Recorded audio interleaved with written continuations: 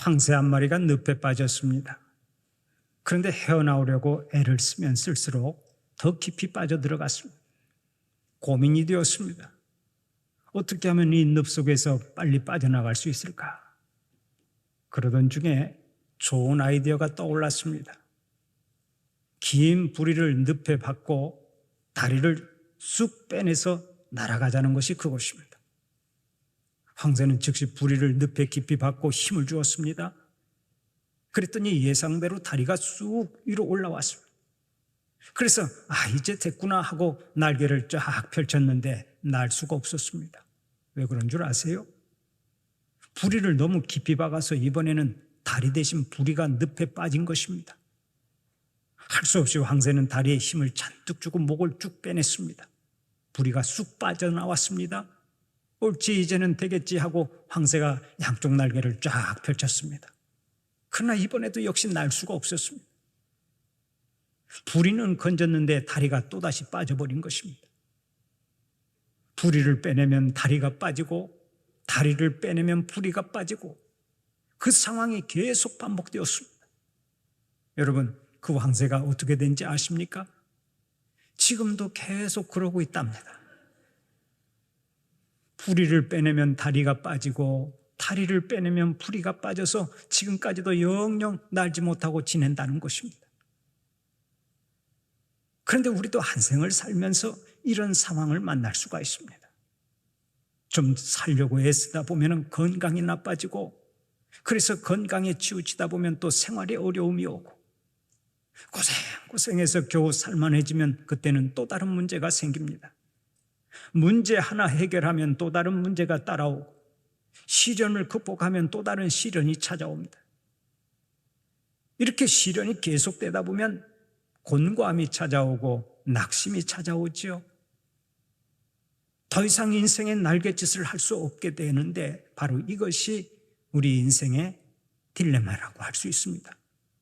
그러면 시련이 찾아와서 절망의 구렁텅이에 굴러떨어지게 될 때 우리는 모든 희망을 접고 살아야 합니까? 모든 것을 포기하고 패배의 길을 가야 되겠습니까? 그렇지 않습니다. 고난을 축복으로 바꾸는 비결이 있습니다.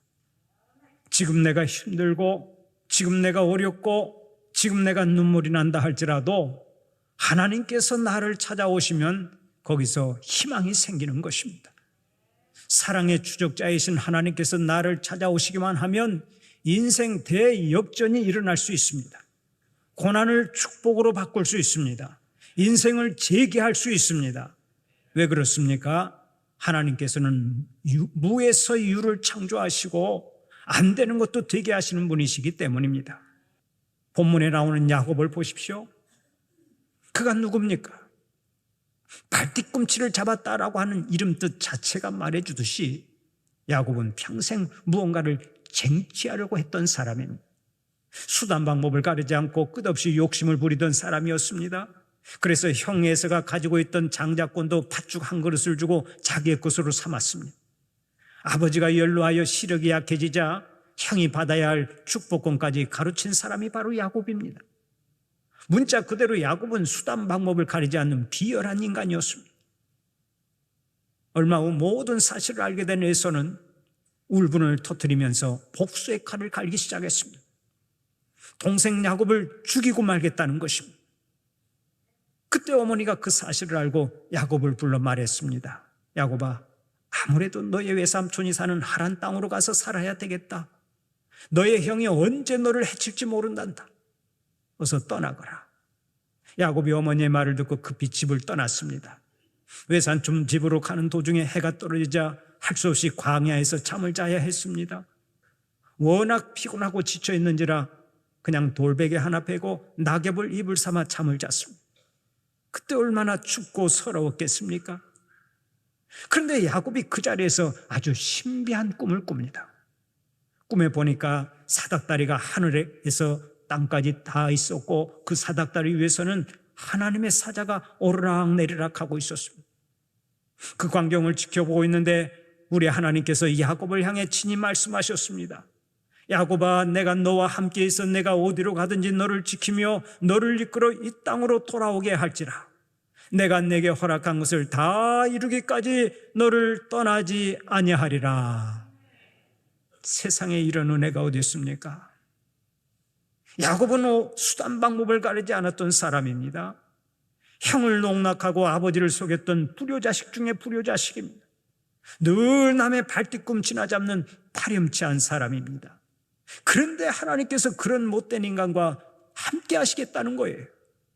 그뿐 아닙니다. 야곱이 어디로 가든지 지켜주시고 자손이 땅에 티끌같이 번성하게 해주시고 동서남북 사방에 편만하게 해주시고 복의 근원이 되게 해주신다고 약속하십니다.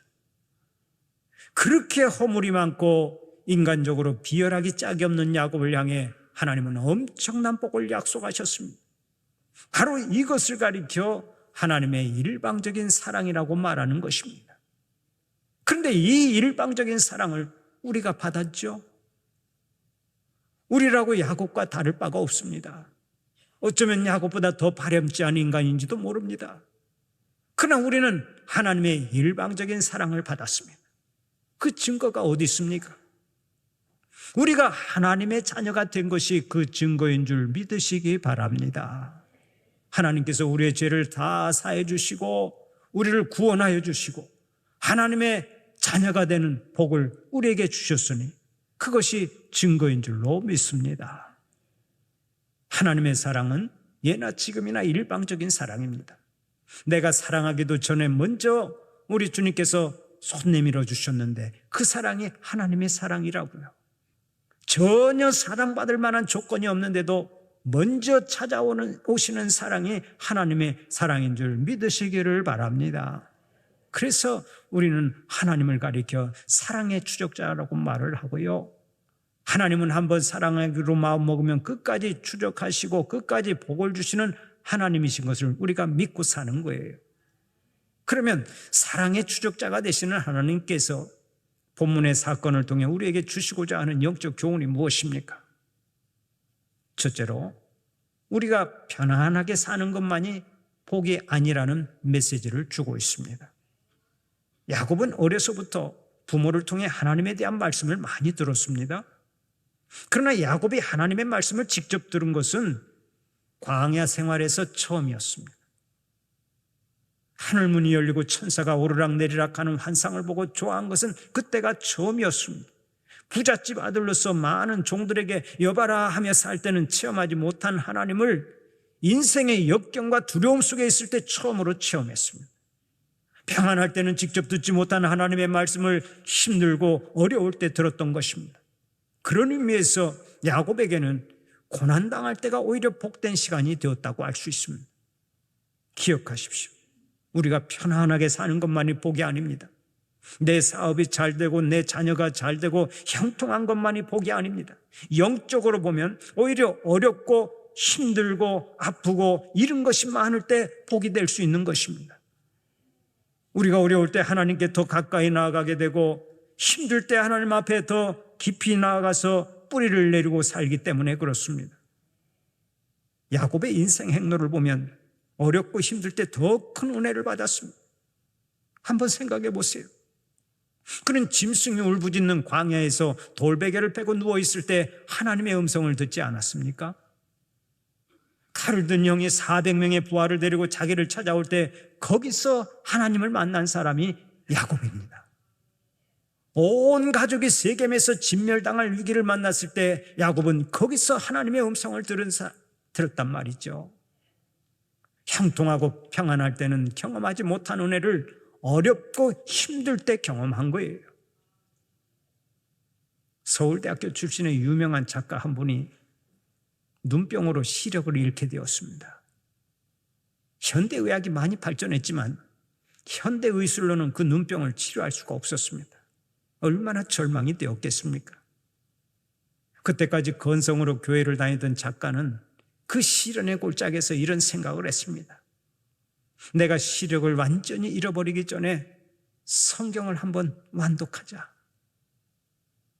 한 번도 성경을 완독하지 못한 그는 즉각 성경을 읽기 시작했습니다.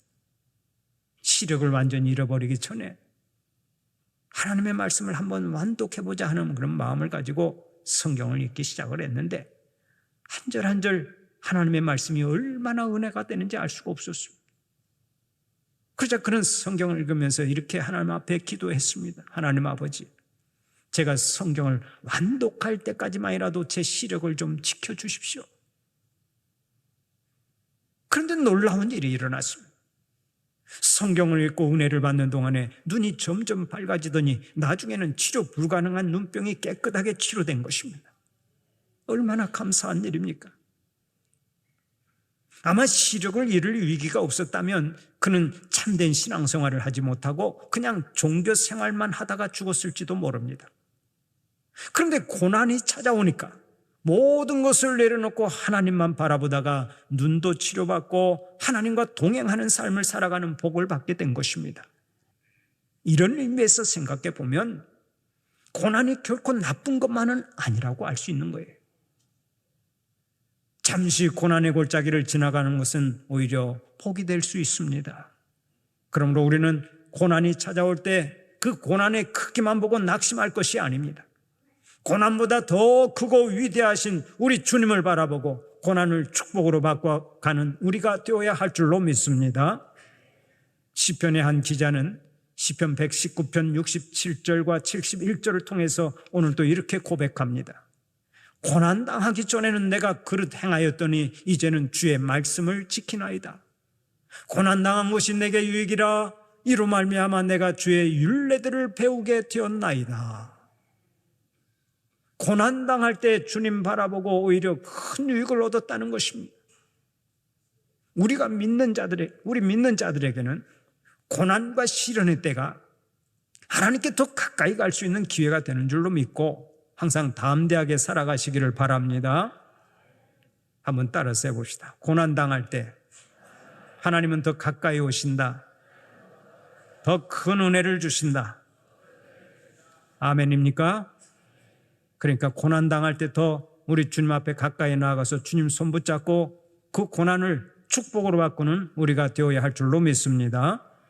다음 두 번째로, 하나님은 우리가 어디에 있든지 다 지켜보고 계신다는 메시지를 본문을 통해서 주고 계십니다. 야곱은 쓸쓸한 광야에 혼자 있을 줄 알았지만은 하늘문이 열리면서 천사가 오르락 내리락 하는 것을 보았고 하나님께서 지켜보고 계시는 것을 체험했습니다. 그런데 하나님께서는 오늘 이 시대의 야곱인 우리들에게도 이 은혜를 베풀어 주시는 것입니다. 하나님은 우리가 교회에 있을 때만 지켜보시는 것이 아닙니다. 가정에서 일할 때도 지켜보시고, 직장에서 일할 때도 지켜보시고, 사업을 할 때도 지켜보시고, 공부할 때도 지켜보십니다. 어디에서 산다 할지라도 거기에는 하늘문이 열려 있고 거기에는 사닥다리가 놓여 있는 것입니다. 여러분, 본문에 사닥다리가 나오는데 이 사닥다리가 시사하는 바가 무엇인 줄 아십니까? 사람들은 이 사닥다리를 흔히 야곱의 사닥다리라고 부릅니다. 하지만 사닥다리를 세운 사람은 야곱이 아닙니다. 여호와 하나님께서 그 사닥다리를 세운 것입니다.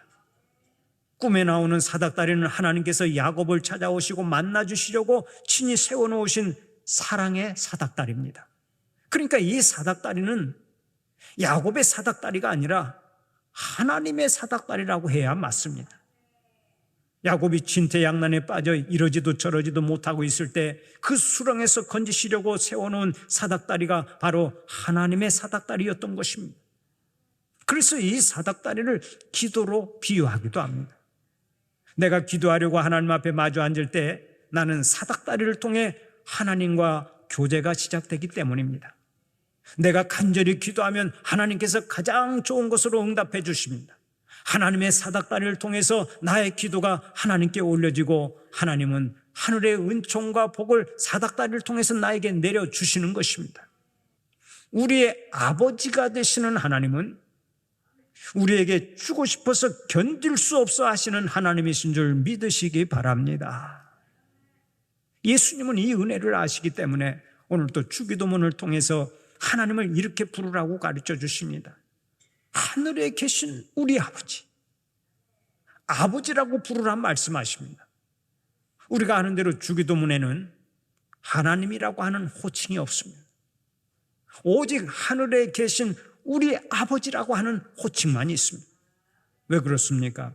아버지라고 하는 호칭이 가장 가깝게 느껴지기 때문입니다. 하나님이라든지 여호와라든지 전능하신 자라든지 하는 여러 호칭이 있지만은 가장 가깝게 느껴지고 가장 정겨운 호칭으로 느껴지는 말은 단연코 아버지입니다. 그분 하나님 아버지께 기도하라는 것입니다.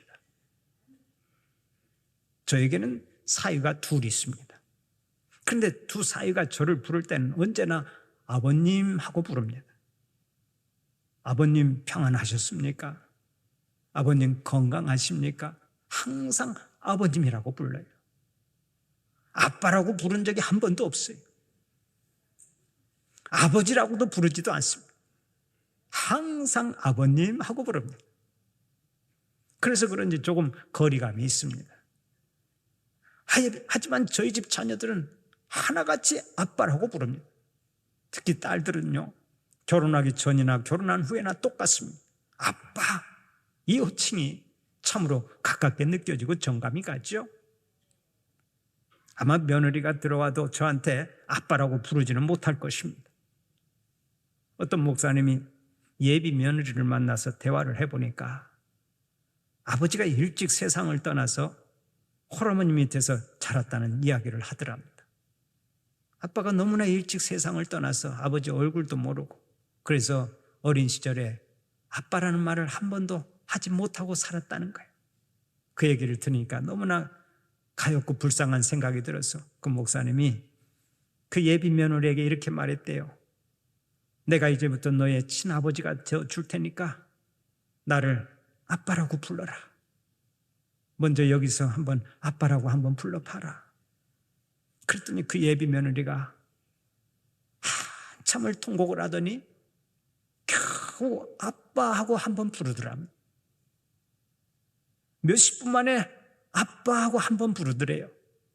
그 바람에 목사님도 울고 사모님도 울고 아들도 울고 눈물바다를 이루었는데 결혼하고 나서는 그 며느리가 여전히 아버님 하고 부르더라는 거예요.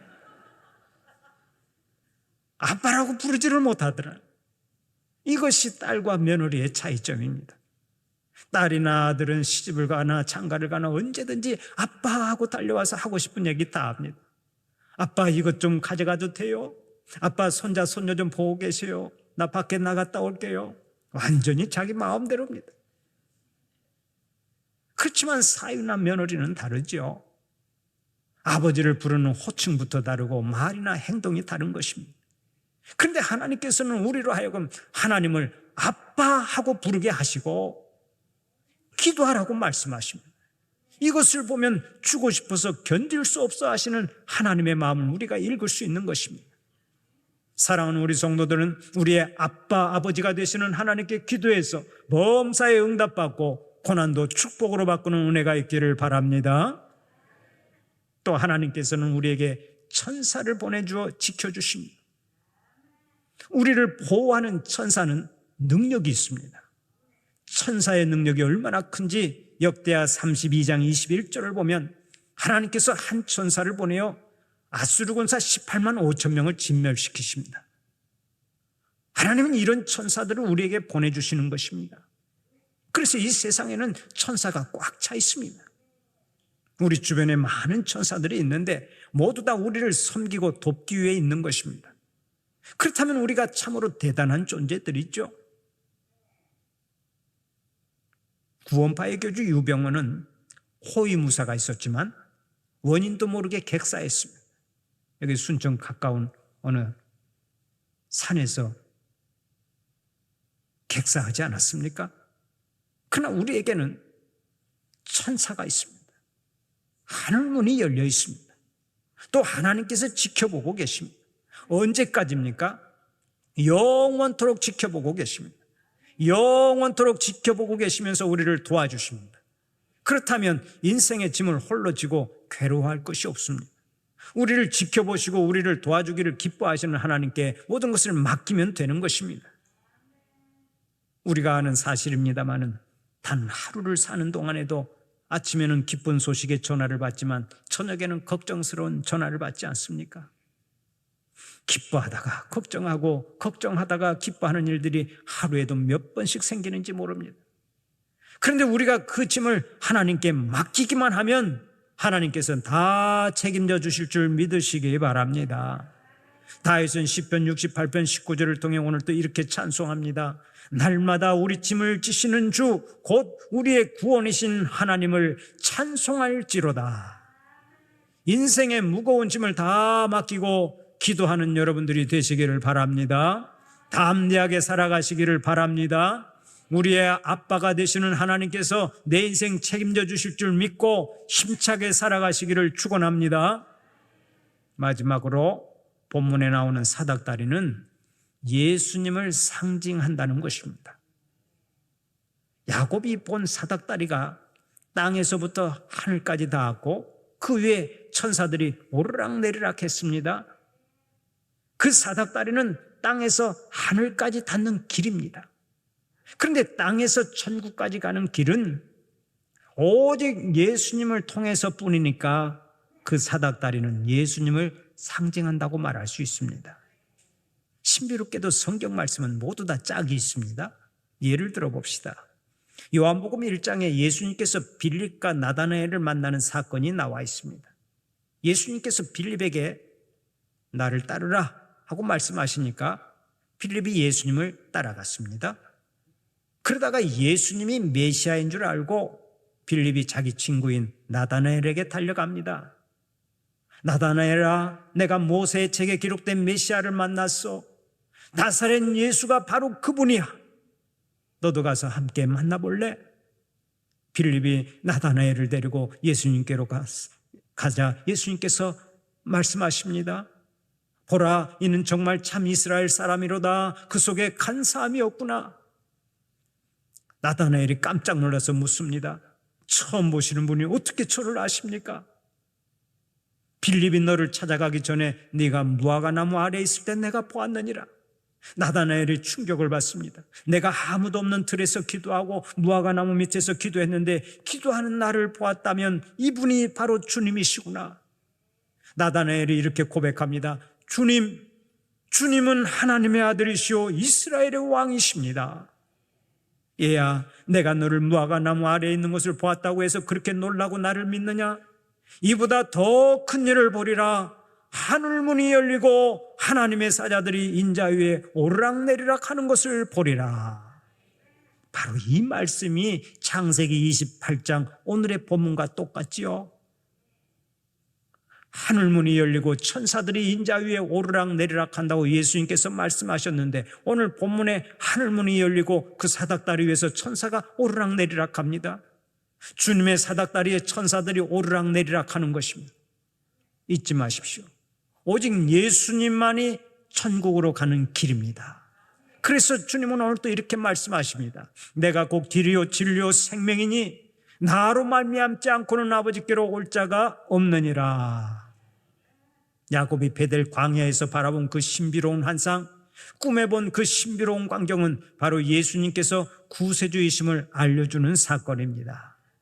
오직 한 길, 예수님만이 천국 가는 길인 줄 믿으시기를 바랍니다. 하나님은 우리를 찾아오시는 하나님이십니다.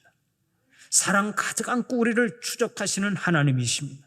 영원토록 우리와 함께 해주시는 하나님이 우리가 믿는 하나님이십니다. 사랑하는 우리 성도들은 인생의 어느 계절을 만난다 해도 찾아오시는 하나님의 품 안에서 항상 담대하게 살고 고난도 축복으로 바꾸고 범사에 승리하며 살아가는 자들이 되시기를 간절히 축원합니다.